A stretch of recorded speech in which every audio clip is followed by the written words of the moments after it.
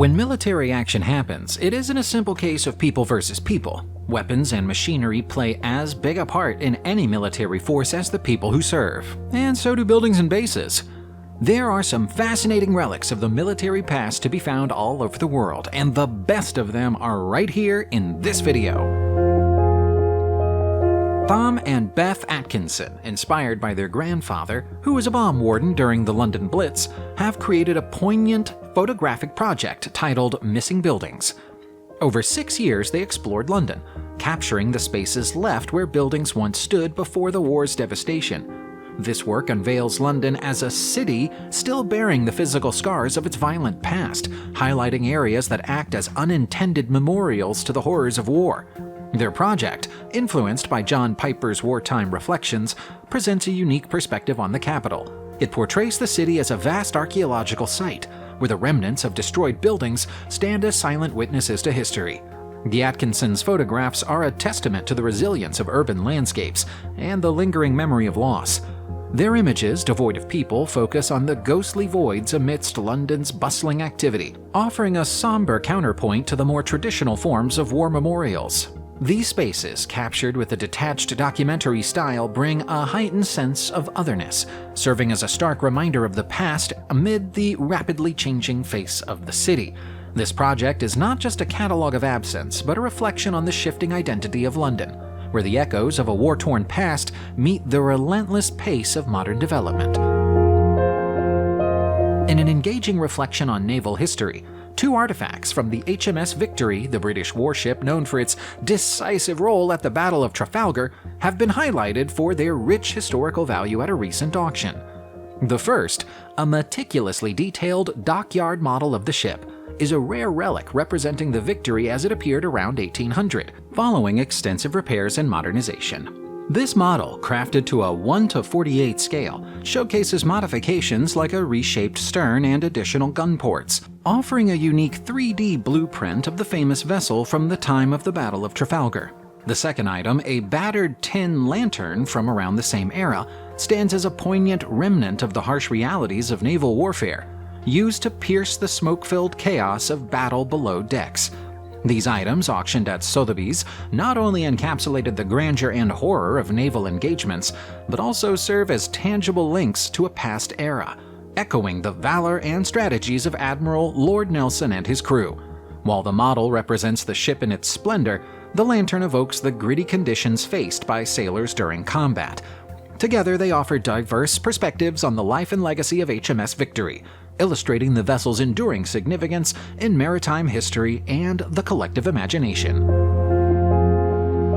In a poignant tale of remembrance and loss, over 100,000 wartime relics have been found in Okinawa, Japan, revealing a desperate need for these items to be returned to the bereaved families of soldiers who fought during World War II.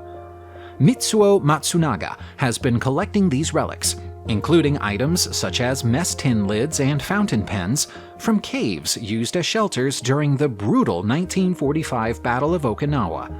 These findings highlight the lingering scars of war and the importance of personal items in maintaining a connection with lost loved ones. Efforts by volunteers like Matsunaga and Isamu Kuniyoshi, who began collecting remains and relics 6 decades ago after experiencing the Battle of Okinawa as a child, underline a community-driven approach to healing wartime wounds.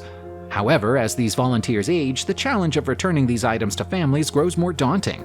Tetsuji Hamada and his wife, Ritsuko, have taken up this mantle, working to reunite personal seals and other belongings with their rightful owners.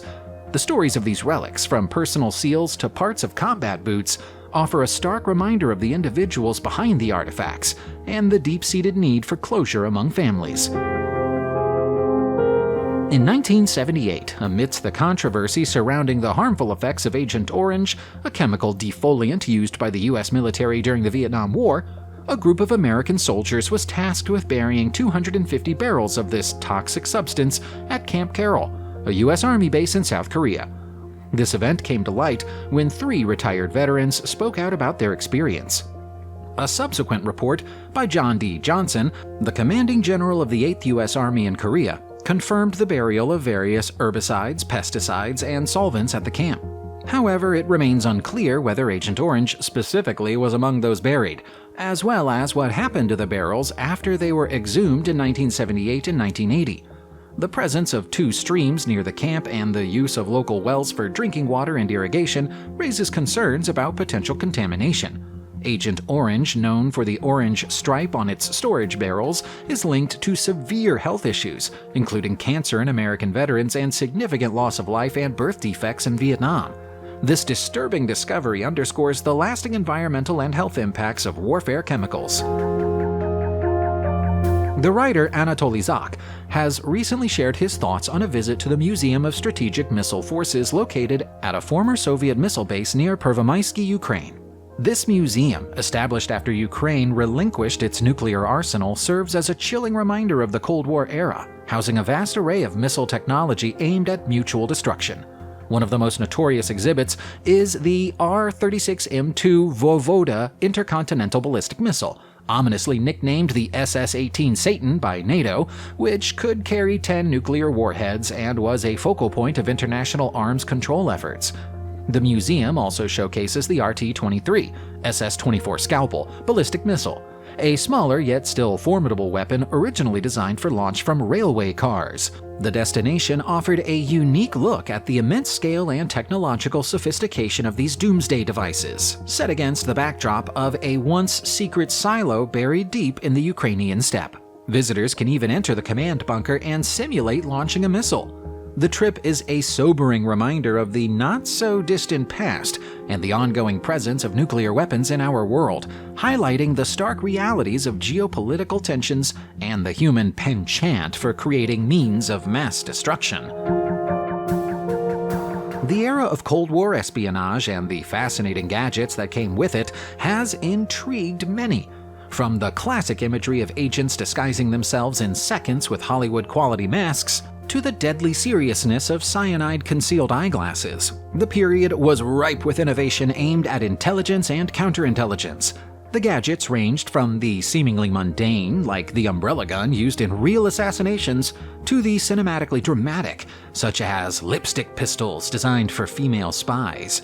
These devices were not just tools of the trade, they symbolized the height of the secretive, tense standoff between superpowers.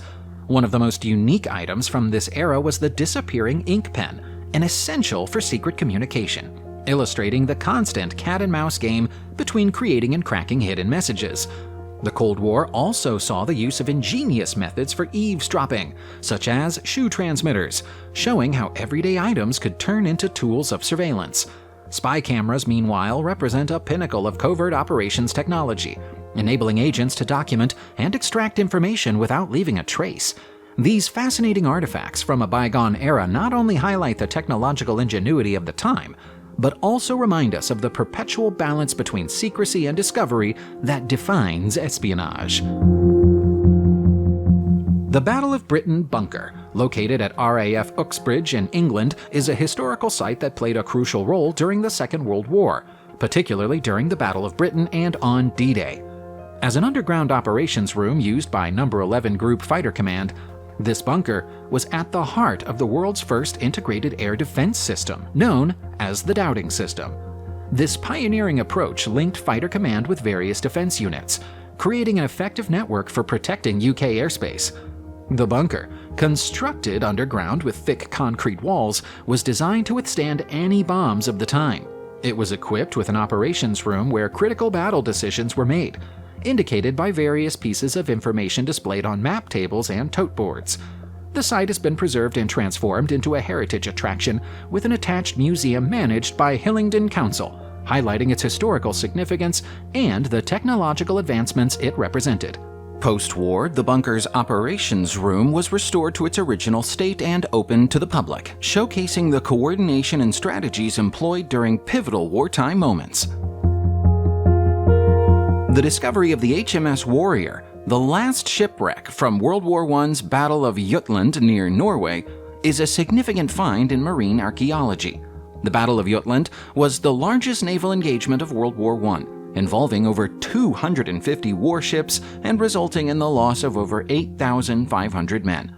The HMS Warrior, an armored cruiser damaged during the battle, was believed lost until it was recently found in remarkably well-preserved condition. due to its upside-down position in the soft seabed. This discovery, made 100 years after the ship's sinking, was achieved using modern sonar scans and remotely operated underwater vehicles.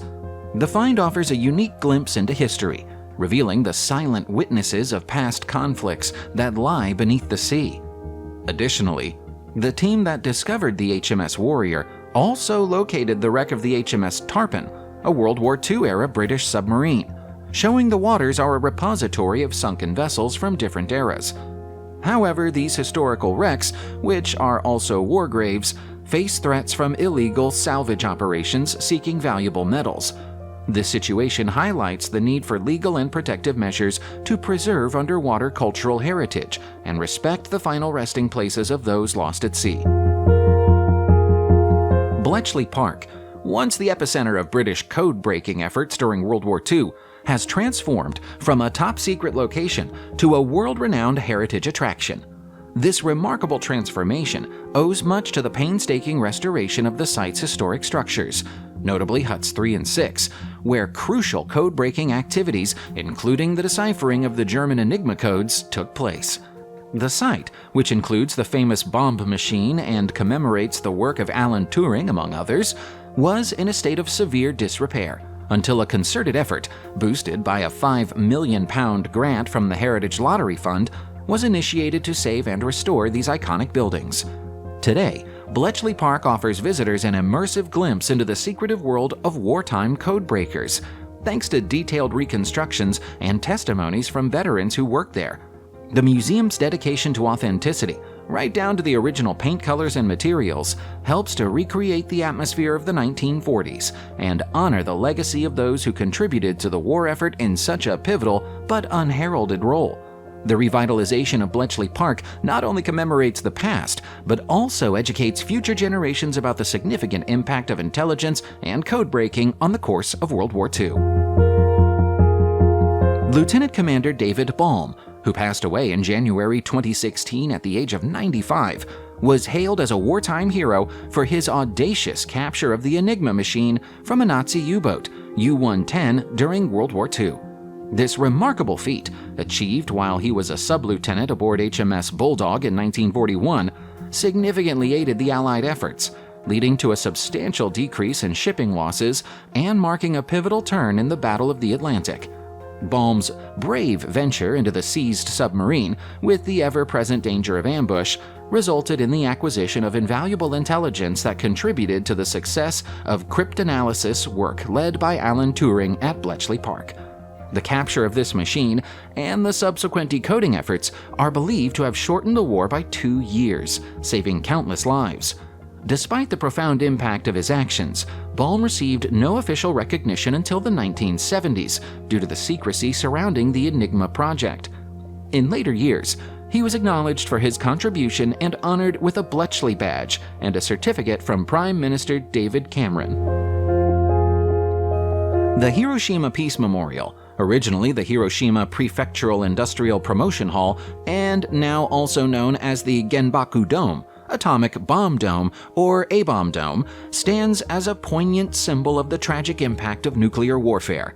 Located in Hiroshima, Japan, this UNESCO World Heritage Site is the only structure left standing near the epicenter of the atomic bombing on August 6, 1945, during World War II. The building was preserved in its damaged state as a reminder of the over 140,000 lives lost and serves as a stark reminder of the destructive capabilities of nuclear weapons. Designed by Czech architect Jan Letzel, the dome was completed in 1915 and originally used for commercial exhibitions. After the war, there was controversy over whether to demolish or preserve the dome, but it was eventually kept as a symbol of peace and a call for the abolition of nuclear weapons. In 1996, it was added to the UNESCO World Heritage List due to its historical significance. The site, now part of the Hiroshima Peace Memorial Park, continues to attract visitors from around the world, promoting a message of peace and the importance of remembering the atrocities of the past to prevent them from occurring in the future. The historic clash between the USS Monitor and the CSS Virginia on March 9, 1862, at Hampton Roads, marked a significant turning point in naval warfare. showcasing the effectiveness of ironclad ships in combat for the first time.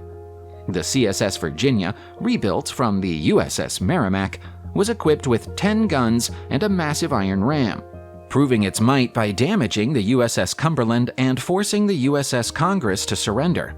However, its encounter with the USS Monitor, a smaller, more maneuverable ship with a rotating turret, ended in a standoff. Despite hours of intense fighting, neither ironclad could claim victory, as their shots had little effect on each other's armor. This engagement demonstrated the dawn of a new era in naval technology, rendering traditional wooden warships obsolete and paving the way for modern naval combat. The battle ended inconclusively, but it changed naval warfare forever, highlighting the importance of iron over wood and steam over sail. These long-lost vessels were true pioneers. Subscribe to the channel, turn on the notification bell, and enjoy watching new videos on my channel. Thanks for watching, and see you soon!